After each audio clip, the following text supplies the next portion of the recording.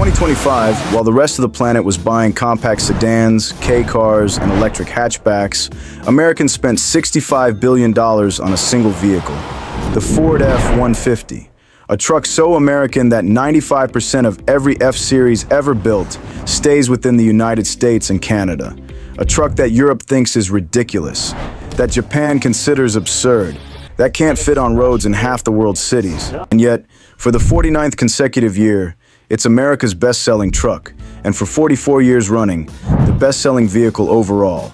828,000 sold last year. That's one every 38 seconds. This is the story of how one truck conquered a nation, while the entire world watched in confusion. And it's not about what you think. The global rejection. Let's start with what the world actually buys. Globally, the Toyota RAV4 edges out Tesla's Model Y by a hair. Compact crossovers. In Europe, the Dacia Sandero, a $15,000 Romanian hatchback. In Japan, the Honda N-Box, a vehicle legally limited to 11 feet long and a 660 cubic centimeter engine. In Thailand, the Toyota Hilux, not even sold in America. In China, BYD electric crossovers dominating the charts. Now here's the Ford F-150, nearly 20 feet long, 7 feet wide, weighs 5,000 pounds empty, gets 20 miles per gallon. Base models start at $38,000. But that's not what people buy. Loaded trims with all the features, those average $60,000 to $65,000, and that's what's flying off dealer lots. In Germany, that $60,000 F-150 would cost you over $140,000 after taxes and fees. In France, even more. It literally cannot be sold through normal channels in most of Europe. Ford has to use a special imports program just to make it street legal.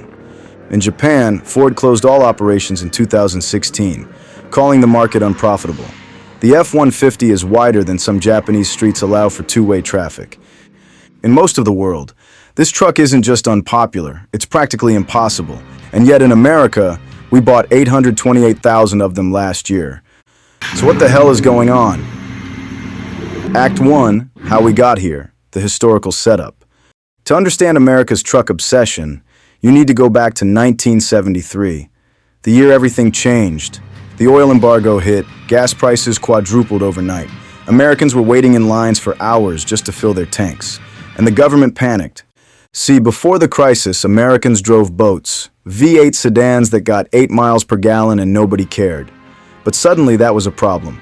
So in 1975, Congress passed the Corporate Average Fuel Economy Standards, CAFE for short. Every automaker had to meet strict fuel economy targets for passenger cars. But here's where it gets interesting. They created a separate category for light trucks, pickups, vans, SUVs, with much more lenient standards. The thinking was simple. Trucks are work vehicles. Farmers need them, contractors need them. Let's not punish businesses. That decision changed everything. But the government gave Ford one more gift, a trade war weapon disguised as a chicken dispute. In 1963, Europe slapped tariffs on American poultry exports. President Lyndon Johnson retaliated with a 25% tax on imported light trucks. They called it the chicken tax. It was supposed to be temporary. It's still in effect today. This meant if Toyota or Volkswagen wanted to sell a pickup in America, they'd have to price themselves out of the market just to break even. A $20,000 imported truck instantly became $25,000. Uncompetitive. For 6 decades, the chicken tax has been a protective moat around the American truck industry. Ford didn't just win on merit. The government made sure foreign competitors couldn't afford to fight. And with that protection, the real transformation began, because automakers realized something brilliant. If trucks have easier fuel requirements, and if we make trucks comfortable enough for daily driving, and if foreign competition is locked out, we can sell way more trucks. The 1980s Ford F-150. Leather seats arrived, 4 doors, cushioned ride. Suddenly you could take the kids to school in the same vehicle you used at the job site. By the 1990s, they had cup holders, premium stereos. By the 2000s, heated seats, touchscreens, more luxury than most sedans. Today's F-150 Platinum has massaging seats, a 360-degree camera system, and an 18-speaker Bang & Olufsen sound system. It stopped being a work truck that could do comfort. It became a luxury vehicle that could do work.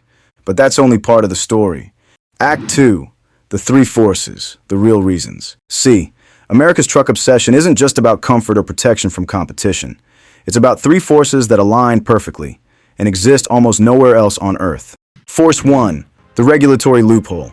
In 2011, the government updated CAFE standards with something called the footprint rule. The bigger your vehicle's dimensions, the lower your fuel economy requirement. Not intentionally, but once fuel targets scale with size, manufacturers respond rationally by increasing footprint rather than efficiency. A compact sedan needs to hit 43 miles per gallon. An F-150, just 28 miles per gallon. And the larger you make it, the easier that target becomes. Then there's Section 179 of the tax code. If you're a business owner and you buy a vehicle over 6,000 pounds, you can deduct the full purchase price immediately. An $80,000 F-150 Raptor qualifies. A $40,000 sedan does not. The government is literally paying businesses to buy trucks. Force 2. The economics.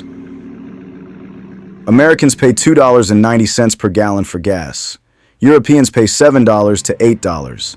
That difference alone makes truck ownership nearly 3 times as expensive in Europe. But it goes deeper. Ford makes about $10,000 profit on every F-150 sold. On a sedan, maybe $3,000. Trucks are wildly more profitable. So when CAFE rules make it easier to sell trucks, and the chicken tax blocks foreign competition, and consumers can afford to fuel trucks, and tax law rewards buying trucks, why would any automaker push sedans? They wouldn't, and they didn't. If you want a new, affordable, gas-powered sedan from the big three today, they're extinct. The Ford Fusion, gone. The Chevy Malibu, dead. The Dodge Charger, discontinued. The affordable American family sedan has been replaced by the truck. The truck won, completely. Force 3. The infrastructure. But here's what nobody talks about. America is physically built for trucks in ways the rest of the world isn't.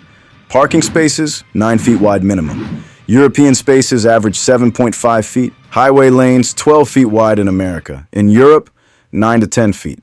Gas stations, every mile on the interstate. In rural Australia, where they actually need trucks, you might go 100 miles between stations. Americans drive 13,500 miles per year on average. Italians drive 6,000. Japanese drive 4,000. We built a country where you have to drive, where everything is spread out, where a 30-mile commute is normal, and when you're spending 2 hours a day in a vehicle, you want it comfortable. The F-150 isn't just transportation. It's a mobile living room, your office, your sanctuary between home and work. In Tokyo, you're on a train for that commute. In Paris, you're on the metro. In America, you're in your truck. Act 3. The global contrast, what everyone else does. Now let's talk about why this doesn't work anywhere else. Europe, the tax wall. In Europe, vehicles are taxed on CO2 emissions. The F-150 emits 296 grams per kilometer. In Denmark, that means a 150% tax. Your $60,000 truck costs $150,000. In the Netherlands, similar punishing taxes. Over $160,000 in some cases, plus fuel at $8 per gallon, plus parking that costs more per month than most car payments, plus streets built in the 1400s that physically cannot fit a full-size American truck. It's not that Europeans don't want trucks, it's that their governments engineered the entire system to make them financially impossible. Japan, the K-car kingdom. Japan went the opposite direction. After World War II, they created the K-car classification, tiny vehicles under 11 feet long with 660 cubic centimeters engines. If you buy a K-car, your annual road tax is $100. A standard car, $300. A truck, over $500. You get cheaper insurance, free parking in some areas, and critically, in many Japanese cities, you must prove you have a parking space before you can even buy a car. K-cars are exempt. K-cars now represent 40% of all new car sales in Japan. The F-150 would cost more to park per year than most Japanese people spend on their entire vehicle. Thailand and Australia, the mid-size solution. Now, there are countries that love trucks. Thailand is the world's second largest pickup market. Australia's best-selling vehicle is the Ford Ranger, but notice what they're buying. The Hilux, the Ranger, mid-size trucks. These are 16 feet long, not 20. They weigh 4,000 pounds, not 6,000. They get 30 miles per gallon, not 20. They cost $30,000, not $60,000. Ford literally makes a smaller, more efficient truck for the rest of the world. Because the F-150 doesn't work there. The Ranger sells 386,000 units globally. Only 12% of those sales are in America. The F-150 sells 828,000 units. 85% in America, 10% in Canada. The rest of the world? 5%. It's not a global truck. It's an American truck that exists nowhere else. Act 4. The cultural question. Why Americans defend it. Okay, but here's the thing. Americans don't just buy F-100s because of tax loopholes and cheap gas. They love them. Emotionally, culturally, defensively. Go into any comment section about American trucks and you'll see the same arguments. I need it for towing my boat. I haul stuff every weekend. Try doing construction in a Prius. It's about freedom. And you know what? Some of that is real.